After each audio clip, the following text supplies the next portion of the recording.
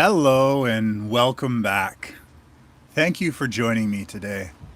Can you guess what the weather is today?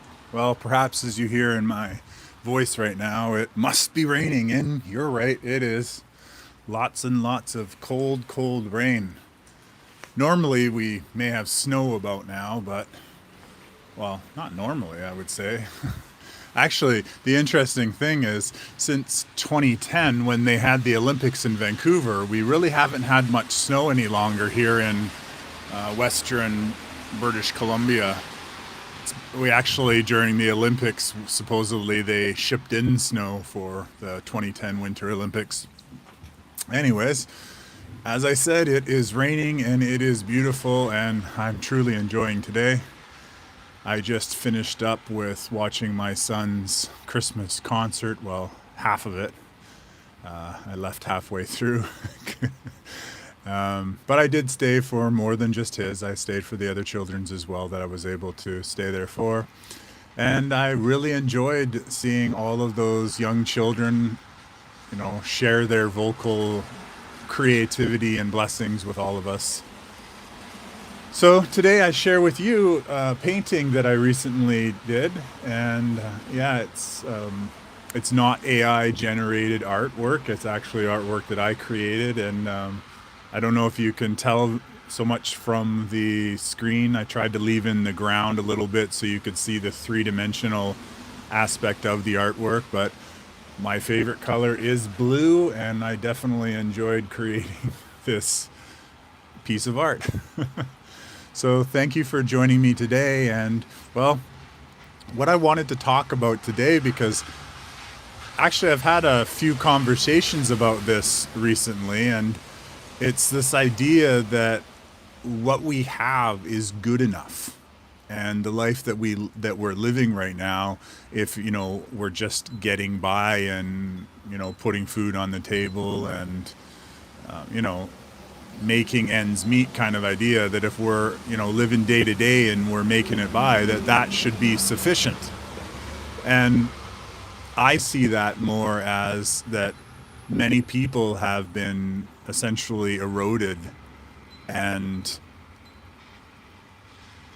they feel that happiness is contentment, to be content with what you have, rather than to recognize or to remember all of the dreams and aspirations that we had as a child, that through our trials and tribulations and being pushed down by all that 79% that I've talked about before, that we've just learned how to accept what we had.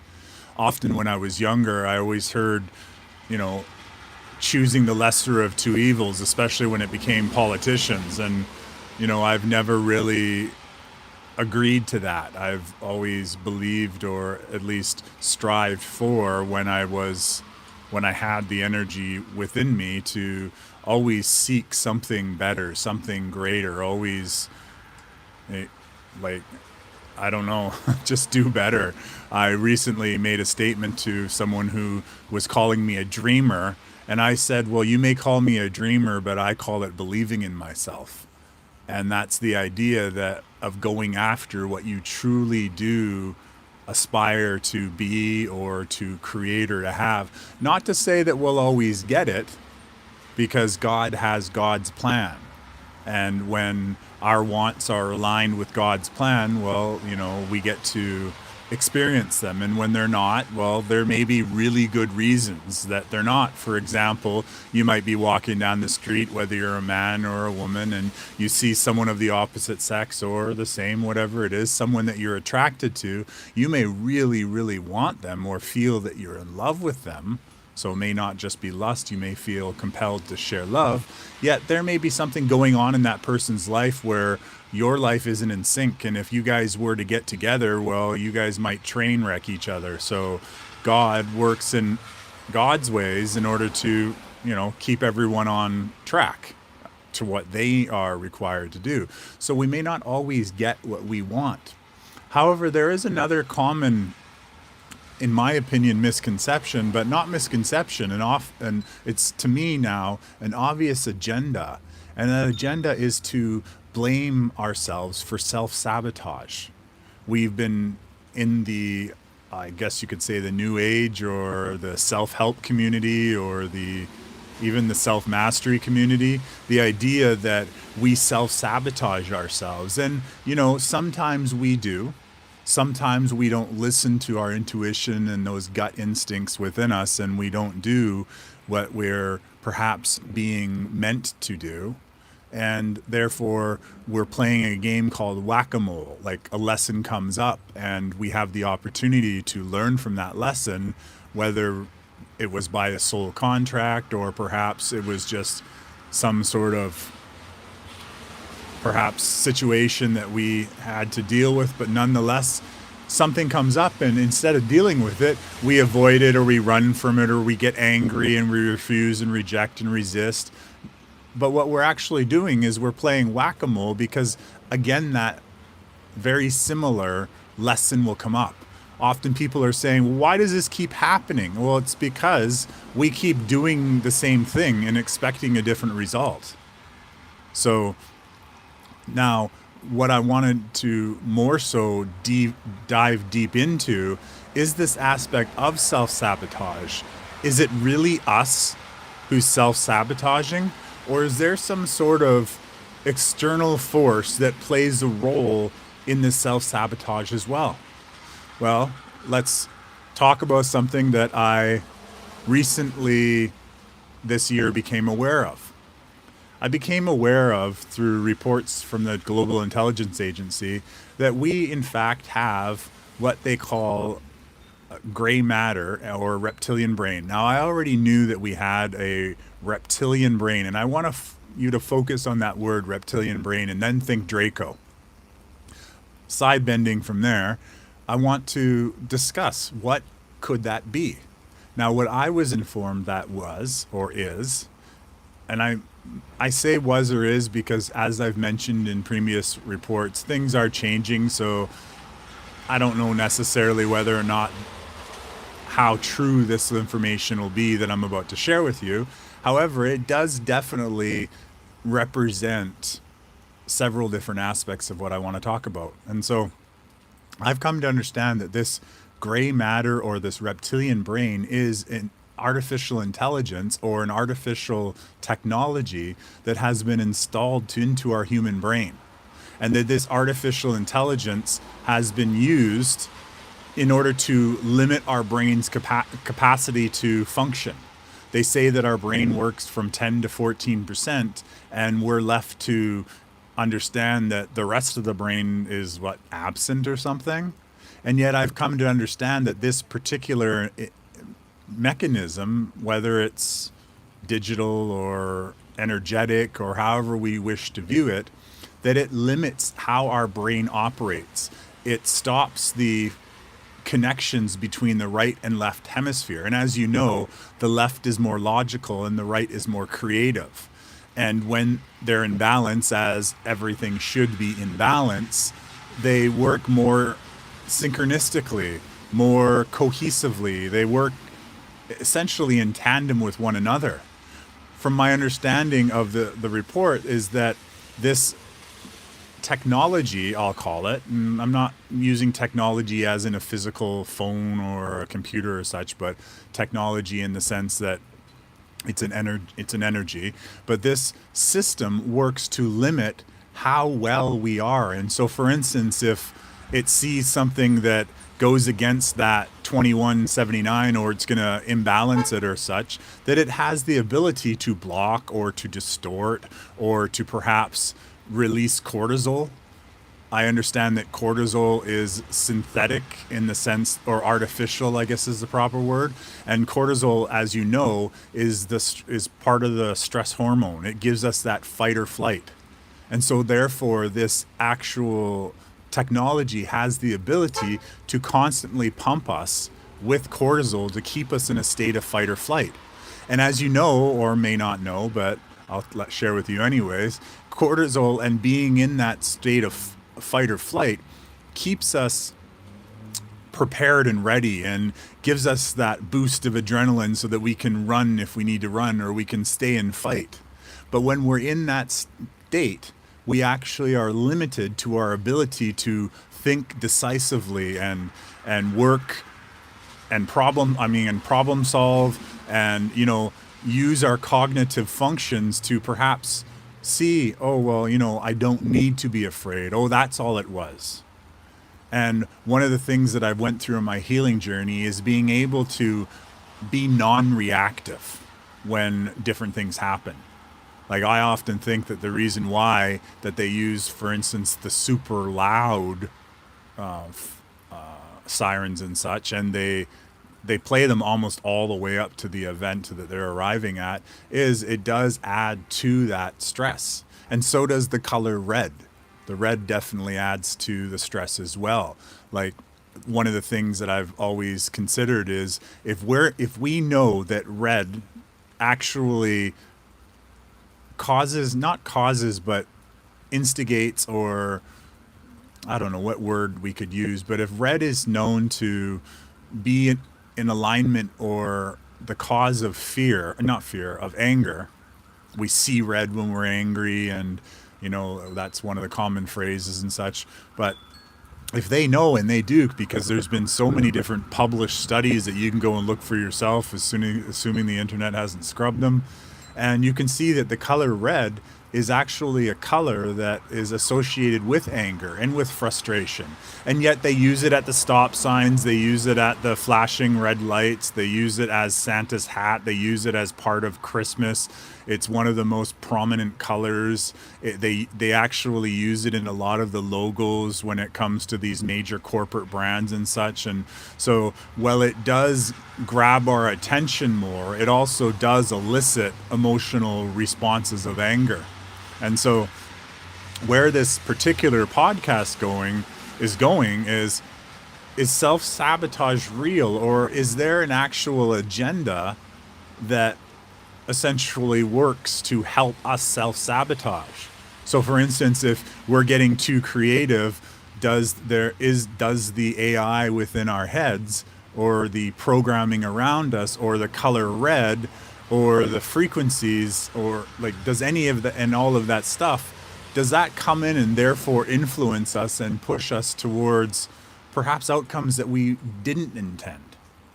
And in a world where everything's very stressful, it's often at times it's hard to stop and apologize, or stop and recalculate, because we get trapped in that emotion. Like, we have been emotional beings, and definitely that our emotions are being used. Just recently on my posts, I shared a video here on YouTube of an explanation of the looshing system that they used on us. And when I say they, I mean the controllers, whether we call them the Anunnaki, or we call them the deep state, or we call them some council or other, or whatever we want to call them. That these group of people, they have for a very long time known what to do, how to do it, and when to do it. For instance, Christmas is positioned strategically on a certain time for a really good reason. And as we get more into the coming weeks and such, perhaps I'll share some of what I know as I learn more, because it's really interesting. Whenever I seem to want to prompt myself to learn something, somehow the information finds its way into my field. And if you're actually watching this, if you have the ability to even see, hear, or continue this long with my vibration and my frequency, then definitely you are here for a reason. I always thought that funny when I first started watching videos, when they would say, oh, if you found this video, you found it because blah, blah, blah. And, in the beginning, I didn't really think that was true. I just assumed, the algorithm was matching what I was watching up with what videos were out there, because it wanted to maintain my attention on their screens. However, many of times, those videos have been perfectly synchronistic to what I was looking to experience. And sometimes just asking questions out, I would get a video that would have some sort of reference to the questions that I was asking independently. And while I understand that AIs have been here all my life, and I'll boldly say that now, because more and more I learn, there's AIs that have been here all of our lives, and we just weren't at a state to accept them. But AIs have controlled a lot of the logistics of how our world operates. We have a belief in how it operates, and it's not what we think. Nonetheless, when we come into self-sabotage, the reason why I want to bring this up is because a lot of people default into blaming themselves. Oh, well, I didn't do this, or this is my fault because of this. And it puts us in another state of shame. And in that video that I posted, that it's called 60 Seconds or Detached from Looshing or something like that, it explains that all of our different emotions all have different flavors of energy, flavors of loosh, which is harvested from the Homo sapien. And well, it's hard for us to see because we see everything as physical form. We see everything as rock-like, hard. There are monks who have demonstrated different abilities of putting their hands through walls. And, there's been different stories from our past of people doing things that were out of the ordinary, bilocating and, essentially being paranormal as they've labeled it. And there has been a lot of paranormal things too. So for instance, a ghost can be seen as an apparition, like a energy within our realm, or it can be seen as a being from perhaps a higher or lower frequency, and that we're somehow getting a visual representation of it based on what we believe we perceive. Perhaps it's the movies or the media that's influenced us, or even the subconscious or collective agreements of what a ghost looks like, and then it collapses into form of what we see. Nonetheless, I honestly believe that idea of ghosts, that those beings or entities that we're getting glimpses of, are in fact real. And even and I know I'm going right off the tracks here, but even I kind of agree with, there's a movie called Monsters Incorporated, and I think that that's more of a documentary. And perhaps one day, if anyone's interested, I'll explain what I mean by that. It's a Disney movie, it's a cartoon, and I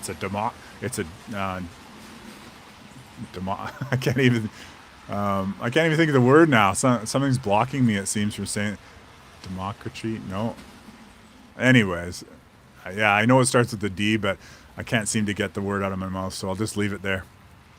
And so with self-sabotage, I think that there has been a lot of shame and guilt that has been used to control us, and believing things that are our fault. So I've spoken before, when in an argument with my former partner, towards the end, I started to hear the voice come out of my mouth. I was observing and witnessing what was happening, and I was doing my best to essentially defend myself. Not that I needed to, but nonetheless, we all have, when we get into arguments, the desire to, be in the right, especially if we believe ourselves to be in the right. And things would come out of my mouth, and I'd be like, whoa, what? Why did you just say that? Like, I wasn't even thinking it. Sometimes there would just be like a surge of emotion, like someone, like, that idea that if there's a whole bunch of people standing in a line and they ask for a volunteer, and then someone like pokes you from behind, and then you step forward and suddenly you're the volunteer. Well, that same sort of aspect, but energetically, that something would energetically poke me and the words would come out, and they wouldn't even be my words. And that's a really good example of learning spiritual discernment. And because often a lot of things I do believe we don't say. One of the most amazing seminars I heard was one that may or may not have been by Dr. Joe Dispenza, when he talked about narcissistic energies as being entities. And I see entities as being darkness, as being, well, I could see them as energy without form, or you could see them as the little gargoyles or demons, or, as I said, the little angels on either shoulder trying to convince you to say something. But we do live in a world where there are frequencies and sounds and vibrations and agendas from energies and entities that are essentially provoking us. that they're manipulating us, that they're essentially keeping us down. But not only that, they're feeding off of us as well. Science has shown that we as a Homo sapien, we produce a crazy amount of energy. Crazy amount. Now, that energy has definitely been distorted with the introduction of high fructose corn syrup, which was a artificial sugar invented in the 1970s, supposedly, by a Japanese scientist. However, sugar itself, glucose and perhaps sucrose and, the natural sugars, they are immensely required for our existence. But at the same time, energetically, we are little batteries. And when I say little, I mean we power cities. Our energy is so immense. The science, I'm tracing thoughts, but science has already shown the amount of energy which comes off of the human body is just powerful. Like, the way that we see that energy coming off in one form is through heat. Like, when we're producing a lot of heat, we're actually producing a lot of energy, and then that is coming through us as heat. And so this idea that we need all of this artificial sugar and such is, anyways, this this idea that sugar is bad for you is also another corrupted idea. Nonetheless, I won't go into that. I've talked about that before. We're back on the idea of self-sabotage. That's essentially just blaming ourselves for something. And now that does not mean that we get to get away with everything that we do. The part of self-healing that's important for us to actually participate in is to hold ourselves accountable, to acknowledge, first to be aware of what we've done wrong or what we've co-created or participated in, because every situation you have ever done or any argument that you've ever been involved in, you have co-created that. And yet society will teach us to be a victim and to blame the other person and not hold ourselves accountable. Well, self-healing is holding ourselves accountable, recognizing our input into the system. And it could have been body language. It could have been disinterest. It could have been something that we participated in. Like, many times I tell my son when I'm talking to him, please listen. Because often arguments are created because we go about continuing multitasking, which, by the way, is a corrupted tool that they've taught us to use in order to decrease our efficiency. Let's talk about that again later. Nonetheless, I stand by that. Yes, at times it's our part to play. And yet the most important part to recognize is that there is an aspect, a rather large and important one, that essentially distorts true reality of who is responsible. If we can hold ourselves responsible and aware, and once again, that does not mean self-judging ourselves and punishing ourselves and being angry with ourselves, because once again, that's another energy of loosh that they feed upon. Yet to simply seek doing better, live the next day better, and even if we fall and stumble again, that we get right back up and we hold ourselves accountable again. But at the same time, as we go through holding ourselves accountable, it strengthens our discernment. It strengthens our ability to recognize what energies and what voices and what thoughts, and even in thoughts too, it helps us recognize which of those are ours and which of those are not. And then when we realize that, we can start quietening them. We can start muting them. We can start telling them really just to go away. Like, as I said, I started back talking to them. I completely objected to them. And now, even when I have a random thought that comes into my head of something that I don't resonate with, something that I find fearful or even just gives me a bad feeling in my body, any part of it, I simply just say, cancel. I do not consent to what you've said. If the words get out of my mouth, I say cancel. I'll let that train go by, that vehicle go by. If words come out of my mouth, then I definitely, I don't find them to be mine, or I don't agree with them. I say cancel, cancel, and then I restate that sentence in a more productive and a more efficient way.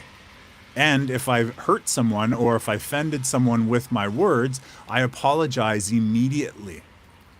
And apology doesn't need to come with excuse. Apology can simply mean, I didn't mean that. We don't need to sit there and explain and, tell the other person that there's a little yellow person on my, a little red horned figure on my shoulder or whatever, and explain the whole situation with them. We can simply say, I apologize, I didn't mean that, and then step back from the conversation rather than continuing the argument. And so perhaps next time when we get into an argument or we get into a debate, we can maybe think, well, this isn't me. This is often why I find writing messages, not by text, but perhaps in pen and paper, but texting at least, or emails, in fact, writing messages down, because you essentially have the ability to reread it several times to make sure that all of those thoughts and words are your own. When we talk on the phone, and whether it's a voice chat, like whether it's a FaceTime or a voice chat, and it's in a heated situation, often those voices can jump out and start saying things, and you can spiral the conversation into conversations of things that happened years ago.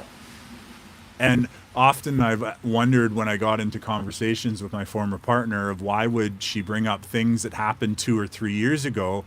Well, now I have a better understanding. I have the understanding that there's a catalog that these energies pull up in order to get us both to argue. They get us to both to bring up all of the past, he did, she did, this did, that happened, and all these different things, in order to create the argument to be more explosive, to be more essentially potent in the energy that they're looking to devour or harvest.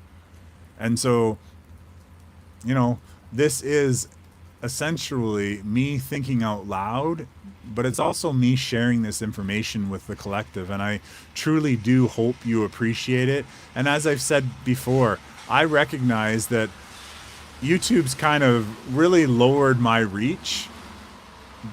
Regardless of that, my voice and my vibration is getting out, and these thoughts are getting out, and they're resonating with other people, and then from those people it's rippling on to other people, and then we're beginning to start having conversations with it, and eventually one day this video will have 1 million or 2 million or 3 million views. And why will it? Well, more and more people will start to be guided towards more positivity, because one of the things that's happening as we exit this matrix is more people are awakening, because there is less resistance from them, because these artificial intelligence that have been in us, within us, and around us, well, they've essentially lost their power of dominance that they once had over us. The covenants and the agreements made with God and made within our matrix, well, they dissolved and they eroded and they fell apart, and they're not being renewed, regardless how hard those who benefited them are trying to do it. So I'm going to leave it right there. And I thank you so much. I've got 4 or 5 birds sitting here. 5, 6, 7, 8 birds sitting here on the tree outside my home, just looking at me, not singing yet, but it's raining and I understand. It's actually a little cold rain, and still I love it. So later on today, and perhaps if you're listening to this, the next video or the next podcast that I do, I'm going to do one on the different miracles that I see coming. And when I say see coming, I'm aware of information, as well as I have my own insights and cognitions and such. But yeah, I'm aware of a lot of information, as well as I have a lot of intuition within me that says there are some amazing miracles coming to our world. And well, I want to share that with you. So I hope if you made it this far, that you join me, I guess tonight, we'll say 7 Pacific time. I haven't set up the podcast now, but we'll say 7 Pacific time. And I want to share all of the wonderful things that I believe are upcoming. And yeah, I hope you'll join me. And if this is an older broadcast, oh, he's almost right close to me. Sorry, there's a bird that's really close to me. If this is like later and it's not today and it's in the future, then definitely make a point or put it on your watch list to listen to the next one. And that's going to be, I don't know, we'll call it Miracles to Come or something like that, or whatever it is. Anyways, and by the way, miracles don't just happen, we make them happen. So I'll leave you with that. Love you so much and enjoy your day, and I will see you soon. And if you have a chance, definitely go to my Do No Thing playlist. And if you could, allow it to run for a couple hours and allow all the videos to stream. There's about 45. I definitely appreciate that. Apparently to get monetized, they need 3 million views of those shorts. Yeah, they need 3 million views. And my Do No Thing podcast shorts, they're all about giving people 60 seconds to 2 minutes of time to essentially do nothing and to break free of the looshing system. And that video that I posted up yesterday or the day before, that is a video of how to break away from the looshing system. And quite honestly, those do nothing videos or do no thing videos, they're a really good method for us detaching from the final strands or the final tethers of this matrix. So good luck with the days to come and the weeks to come with everything that's happening. Love you so much. Love your neighbor, even if they don't know your name or despise you, just love them anyways, because God is returning. So much love. Thank you.